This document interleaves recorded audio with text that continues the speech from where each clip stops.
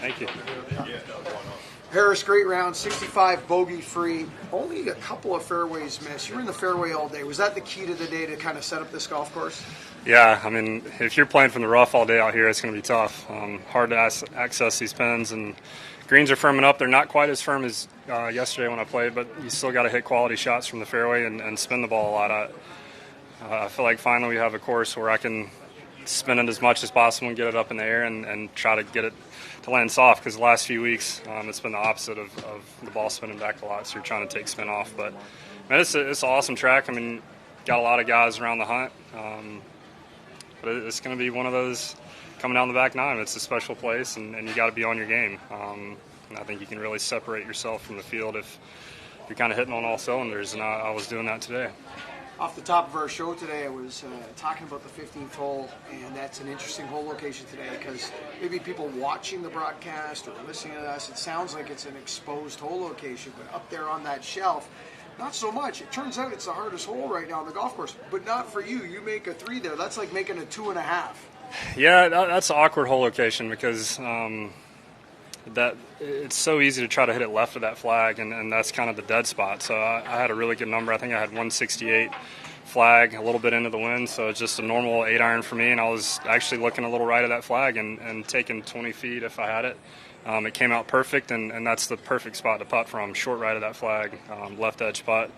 Hit it solid and went pretty much dead center. But yeah, that's an awkward hole. The pin yesterday was tough. I mean, it's just one of those that's going to give people trouble all week. In a great spot right now, 10 under. We don't know where that's going to finish at the end of the day. Might even put you in the final group. We don't know. Does it change the game plan at all for tomorrow, or the game plan remains the same? You take care of your stuff. Yeah, I feel like I've been playing really well the last couple days. Only had one bogey in the last 36 holes, and feeling good about my game. Just giving myself a chance. I love being in contention and having a chance, and we'll see what happens tomorrow. Bogey free out there today is pretty special. Thanks for your time, Harris. Appreciate it. Thank you. Harris, yes, sir. Harris, what was probably the best part of your game today? I really got the driver going. Really, these last few weeks, I feel like that's kind of been hit or miss for me. I've always been a pretty good iron player, pretty good around the greens, and a good putter. Yeah, just having confidence in that driver to step up. I mean, some of these holes don't. I mean, they're tough. I mean, you got 12 and 13 trees everywhere, it looks like. So if you can step up there and hit a confident shot and hit it right in the screws down the fairway, gives you a chance to make some birdies out here. And I feel like that's what I did. I drove it really well today on some of these hard par fours and gave myself a chance. What's changed over the last few weeks? I mean, I played pretty good last week at Phoenix. I was in the bad wave, teeing off early on Thursday, but overall I had a pretty solid week. Pebble didn't get anything out of it. San Diego didn't get anything out of it, but I feel like I was playing pretty well.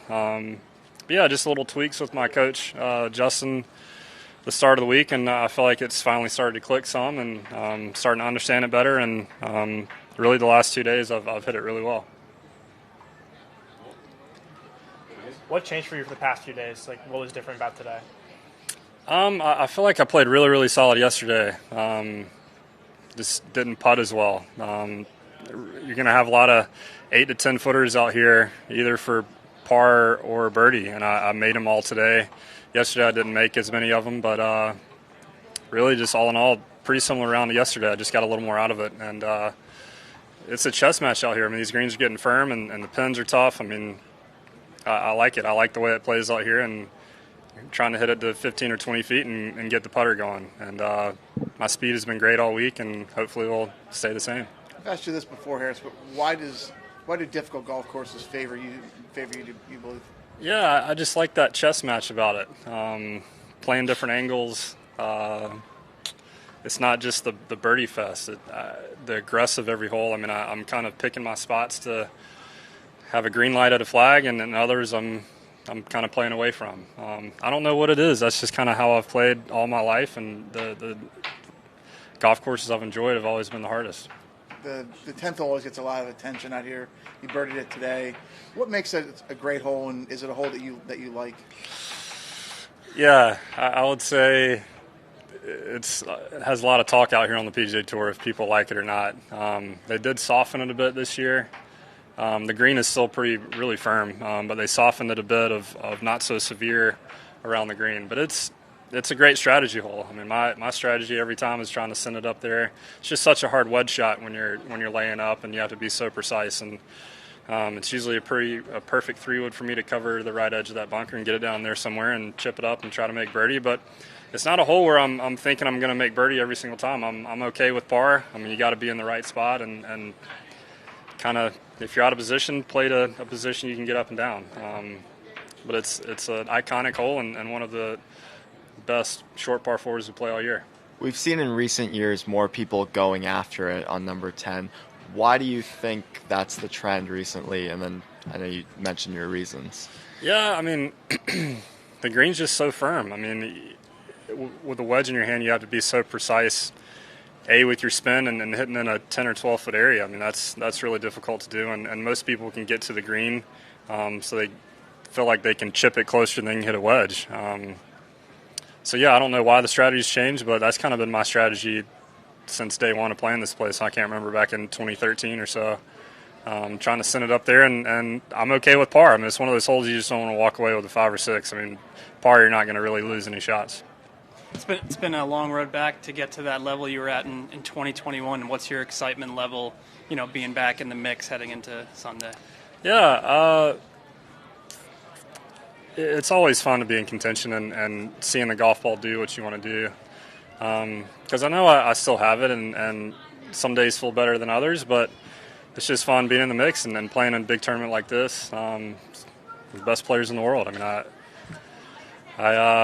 I love it, and I hopefully can make a run at Patrick tomorrow. Obviously, he's playing really well, but it's just fun being in the mix and having a chance and getting those nerves and butterflies going. That's kind of why you practice and prepare for tournaments like this and moments like this of being close to the lead. Did you have any doubts during the recovery process? You always have doubts. I mean, you're laying in the hospital bed and on crutches for a while. I just struggled with my hip for a while, and it was time to get it done. But it's felt great now. My physio team has been awesome back home, and they've got me on the right track, and I'm glad I did it. It sucks to take that much time away from golf when I was playing well, but I'm glad I did it, and hopefully it'll be better in the long run. Yep. Thank you.